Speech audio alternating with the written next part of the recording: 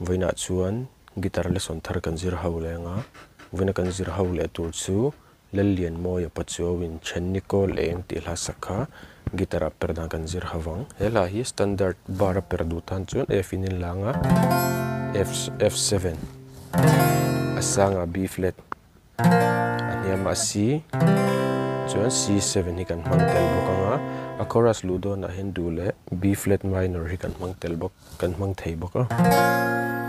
chuan kepo hi fifth fret a karon vuanga all samjok nan C in kan langa C7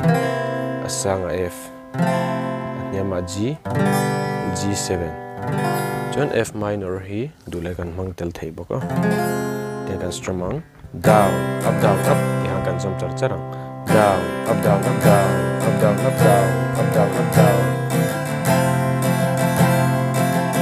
katia lapum pui strum chu khani mai a a hlamiling karam play lenga uluk dun lo ngai thlale don nia